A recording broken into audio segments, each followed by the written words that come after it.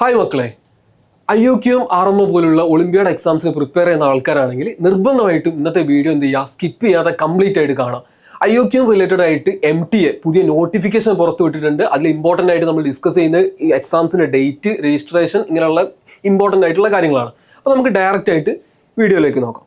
അപ്പോൾ ഇവിടെ നമുക്ക് നോക്കുന്ന സമയത്ത് മെയിനായിട്ട് ആദ്യമായിട്ട് ശ്രദ്ധിക്കേണ്ടത് വെബ്സൈറ്റിൽ, അതായത് MTA വെബ്സൈറ്റിൽ നോക്കുകയാണെങ്കിൽ ആദ്യം തന്നെ അവിടെ പറയുന്ന കാര്യം എന്താണ്, എക്സാംസിൻ്റെ ഡേറ്റ്സിൻ്റെ കാര്യങ്ങളാണ്. അതായത് ആദ്യം പറയുന്നത് എക്സാം സെൻറ്റർ രജിസ്ട്രേഷൻ ആണ്. അതായത് ഒരു എക്സാമിൻ്റെ സെൻറ്റർ രജിസ്ട്രേഷൻ, അതായത് അത് നമ്മളെ സ്റ്റുഡൻസിൻ്റെ പെർസ്പെക്റ്റീവിൽ നോക്കുമ്പോൾ അത്ര ബാധിക്കുന്ന കാര്യമല്ല. അതായത് ഒരു സെൻറ്റർ, അതായത് നമ്മൾ സ്കൂളോ അല്ലെങ്കിൽ ഒരു എൻട്രൻസ് കോച്ചിങ് ഇൻസ്റ്റിറ്റ്യൂട്ടിലോ പറയാണ് ഇവിടെ IOQM കണ്ടക്ട് ചെയ്യാം, അതിന് ആ സ്കൂളിന് രജിസ്റ്റർ ചെയ്യേണ്ട ഡേറ്റ് ആണ് ജൂൺ 1 മുതൽ 26 വരെ ഇവിടെ കൊടുത്തിട്ടുള്ളത്. അതായത് നമ്മൾ അത് മൈൻഡ് ചെയ്യേണ്ട ആവശ്യമില്ല.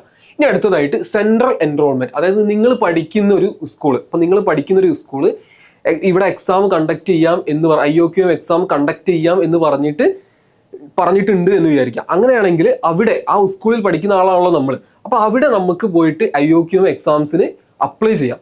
ഓക്കെ, അതിനുള്ള ഡേറ്റ് ആണ് ഏത്, ജൂൺ 1 മുതൽ 25 ജൂലൈ 25 വരെ എന്ന് പറഞ്ഞാൽ. അതായത് നമ്മൾ പഠിക്കുന്ന സ്കൂളിൽ IOQM എക്സാംസ് കണ്ടക്ട് ചെയ്യുന്നുണ്ട്. അങ്ങനെയാണെങ്കിൽ നമുക്ക് അവിടെ പോയിട്ട് എന്ത് ചെയ്യാം, എക്സാംസിന് അപ്ലൈ ചെയ്യാം. ഓക്കെ, ഇനി അടുത്ത ഓപ്ഷനാണ് ഇൻഡിവിജ്വൽ ഓൺലൈൻ. അതായത് നിങ്ങൾ ഈ ഒരു കേസ് ആലോചിക്കുക, നിങ്ങൾ പഠിക്കുന്ന സ്കൂളിലോ അല്ലെങ്കിൽ നിയർ ബൈ ആയിട്ടുള്ള ഇൻസ്റ്റിറ്റ്യൂട്ട്സിലൊന്നും എന്ത് കണ്ടക്ട് ചെയ്യുന്നില്ല, IOQM കണ്ടക്ട് ചെയ്യുന്നില്ല. അങ്ങനെയാണെങ്കിൽ നിങ്ങൾ എന്ത് ചെയ്യണം, ഡയറക്റ്റ് ആയിട്ട് MTA വെബ്സൈറ്റിൽ പോയിട്ട് അപ്ലൈ ചെയ്യണം. അതിനുള്ള ഡേറ്റ് ആണ് ഇവിടെ തന്നിട്ടുള്ളത്, ജൂൺ 29 മുതൽ ജൂലൈ 25 വരെ. ഓക്കെ, പിന്നെ അവസാനമായിട്ട് പറഞ്ഞിട്ടുള്ളതാണ് എക്സാമിൻ്റെ ഡേറ്റ്. എക്സാമിൻ്റെ ഡേറ്റ് എന്ന് പറയുന്നത് September 6 exam, IOQM exam conduct ചെയ്യുന്നത്.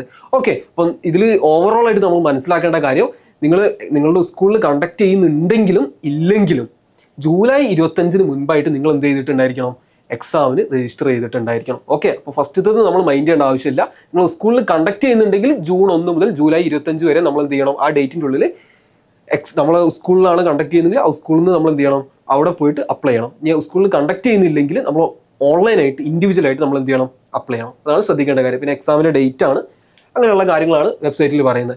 പിന്നെ അടുത്തതാണ് സർട്ടിഫിക്കറ്റ് ക്രൈറ്റീരിയ ഫോർ IOQM. അപ്പോൾ ഇതിൻ്റെ ക്രൈറ്റീരിയ, അതായത് നമുക്ക് IOQM എക്സാം എഴുതുന്നതിലൂടെ 2 സർട്ടിഫിക്കറ്റ് ആണ് മെയിനായിട്ട് കിട്ടുന്നത്.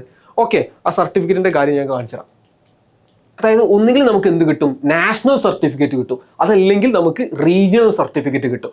നാഷണൽ സർട്ടിഫിക്കറ്റ് എന്ന് പറയുന്നത് നമ്മൾ ഓവറോൾ ആയിട്ടുള്ള പെർഫോമൻസ്, അതായത് കാണിച്ചു തരാം. അതായത് നമ്മൾ ടോട്ടൽ ഒരു 1 lakh സ്റ്റുഡൻസ് ആണ് എക്സാം എഴുതിയിട്ടുള്ളതെന്ന് വിചാരിക്കാം. IOQM എക്സാംസ് എഴുതിയിട്ടുള്ളത് 1 lakh സ്റ്റുഡൻസ് ആണ്. അതിലുള്ള ടോപ്പ് 10% സ്റ്റുഡൻസിനായിരിക്കും എന്ത് കിട്ടുക, നാഷണൽ സർട്ടിഫിക്കറ്റ് കിട്ടുക. ഓക്കെ, അതായത് 1 lakh സ്റ്റുഡൻസ് എഴുതിയിട്ടുണ്ട്, അതിന് 10% എന്ന് പറയുമ്പോൾ ഒരു 10,000. അതായത് ആദ്യം ഏറ്റവും നന്നായിട്ട് സ്കോർ ചെയ്ത 10,000 സ്റ്റുഡൻസിനാണ് നമുക്ക് എന്ത് കിട്ടുക, നാഷണൽ സർട്ടിഫിക്കറ്റ് കിട്ടുക. അതാണ് മനസ്സിലാക്കേണ്ടത്. പിന്നെ അത് കഴിഞ്ഞിട്ട് റീജിയണൽ സർട്ടിഫിക്കറ്റ് ഉണ്ട്. ഇപ്പോൾ ഫോർ എക്സാമ്പിൾ നമ്മൾ നാഷണൽ സർട്ടിഫിക്കറ്റ് അല്ലാതെ റീജിയണൽ സർട്ടിഫിക്കറ്റ്, നമ്മൾ റീജിയൻ ബേസ്ഡ് ആയിട്ട്, നമ്മുടെ റീജിയൻ കേരള ആണെങ്കിൽ കേരളത്തിൽ നിന്ന് എത്ര സ്റ്റുഡൻസ് എഴുതിയിട്ടുണ്ടെന്ന് നോക്കുക. അപ്പോൾ കേരളത്തിൽ നിന്ന് ഒരു 5,000 സ്റ്റുഡൻസ് ആണ് എഴുതിയിട്ടുള്ളതെങ്കിൽ ആ 5,000 സ്റ്റുഡൻസിൻ്റെ ഒരു 10%, അതായത് ടോപ്പ് 10%ൽ നമ്മൾ മാർക്ക് വരുന്നുണ്ടെങ്കിൽ, അതായത് 5,000ൻ്റെ 10% എന്ന് പറയുമ്പോൾ എത്രയാണ്, 500 അല്ലേ, 500 സ്റ്റുഡൻസ്, ആ ടോപ്പ് 500 സ്റ്റുഡൻസിൽ നമ്മൾ വരുന്നുണ്ടെങ്കിൽ നമുക്ക് എന്ത് കിട്ടും, റീജിയണൽ സർട്ടിഫിക്കറ്റ് കിട്ടും. അപ്പോൾ ഇതാണ് സർട്ടിഫിക്കറ്റ്സിൻ്റെ കാര്യത്തിൽ ഇവിടെ മെയിനായിട്ട് നമുക്ക് പറയാനുള്ളത്. അപ്പോൾ 2 ടൈപ്പ് സർട്ടിഫിക്കറ്റ് ആണ്, നാഷണൽ സർട്ടിഫിക്കറ്റ് ഉണ്ട്, അതേപോലെ എന്തുകൊണ്ട് റീജിയണൽ സർട്ടിഫിക്കറ്റും ഉണ്ട്. പിന്നെ അത് കൂടാതെ നമുക്ക് എന്തൊക്കെ കാര്യങ്ങൾ ഇതിൽ നോട്ടിഫിക്കേഷൻസ് പറയുന്നുണ്ട്, official qualification criteria from IOQM to RMO. അതായത് IOQMൽ നിന്ന് RMOയിലേക്ക് നമുക്ക് എന്ത് കിട്ടാൻ, സെലക്ഷൻ കിട്ടാൻ അല്ലെങ്കിൽ ക്വാളിഫിക്കേഷൻ കിട്ടാനുള്ള ക്രൈറ്റീരിയയും കാര്യങ്ങളൊക്കെ ഡിസ്കസ് ചെയ്യുന്നുണ്ട്.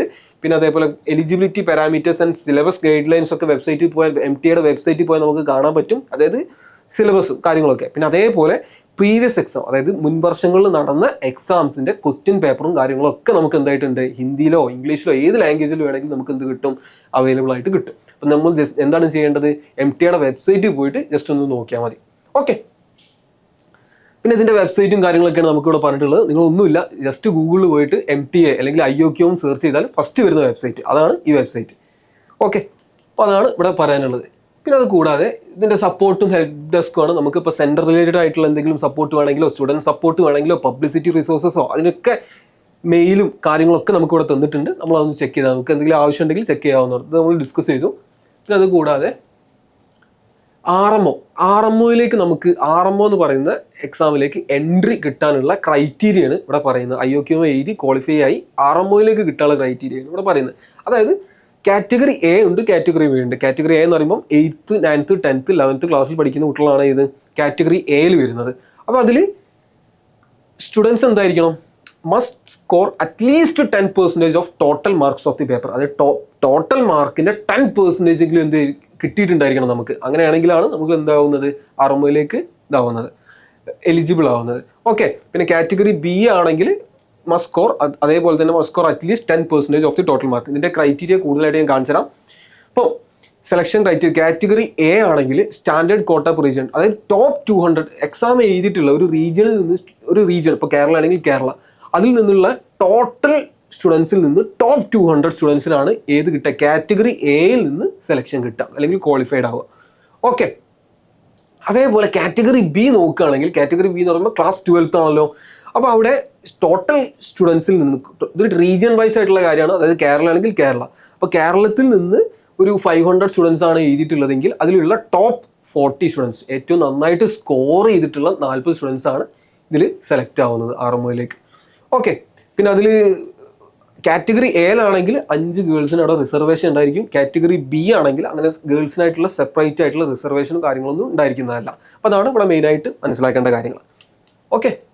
പിന്നെ ഇതൊക്കെ നമ്മൾ ഡിസ്കസ് ചെയ്തു. പിന്നെ മെയിനായിട്ട് എന്തെങ്കിലും സംശയങ്ങളും കാര്യങ്ങളൊക്കെ ഉണ്ടെങ്കിൽ നമുക്ക് സപ്പോർട്ടിനായിട്ടുള്ളതാണ്. അപ്പോൾ നമുക്ക് ഒളിമ്പിയാഡ് എക്സാംസ് ആയിക്കോട്ടെ, വേറെ എന്ത് എൻട്രൻസ് എക്സാം ആയിക്കോട്ടെ, കുട്ടികൾ അനുഭവിക്കുന്ന ഒരു മെയിൻ പെയിൻ പോയിന്റ് ആണ് എന്ത്?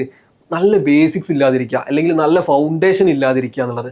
അപ്പോൾ ഈ ഒരു പ്രശ്നത്തിന് ഒരു പരിഹാരമായിട്ട് XNY കണ്ടക്ട് ചെയ്യുന്ന ഒരു കോഴ്സാണ് XNY ഫൗണ്ടേഷൻ കോഴ്സ് എന്ന് പറയുന്നത്. അതായത് നമുക്ക് ഹൈസ്കൂൾ ലെവലിൽ നിന്ന് തൊട്ടിട്ട് നല്ല രീതിയിൽ ഏത് ടൈപ്പ് IOQM ആയിക്കോട്ടെ, വേറെ ഏത് എൻട്രൻസ് എക്സാം, JEE, NEET, ഏത് എക്സാംസ് ആയിക്കോട്ടെ, അതിന് നല്ല രീതിയിലുള്ള ഒരു ഫൗണ്ടേഷൻ ക്രിയേറ്റ് ചെയ്യുക എന്നുള്ളൊരു ഉദ്ദേശത്തോടെ ഉണ്ടാക്കുന്ന ഒരു കോഴ്സാണ്. അപ്പോൾ ഈ ക്ലാസ്സസിൽ മെയിനായിട്ട് നമുക്ക് റെക്കോർഡ് ആൻഡ് ലൈവ് ക്ലാസ്സസ് ഉണ്ടായിരിക്കും.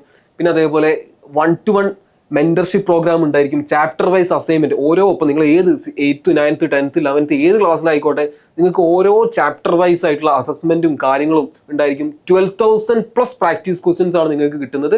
അതിനൊക്കെ പേഴ്സണൽ മെന്റർഷിപ്പും കാര്യങ്ങളൊക്കെ നിങ്ങൾക്കായിട്ട് കിട്ടുകയും ചെയ്യും.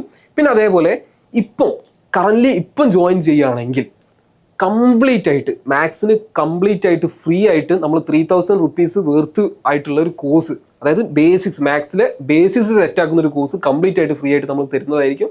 അപ്പോൾ അതേപോലെ പറയാനുള്ളത്, ഇതിൻ്റെ അഡ്മിഷൻ June 30 എൻഡ് ചെയ്യുന്നതായിരിക്കും. ഓക്കെ.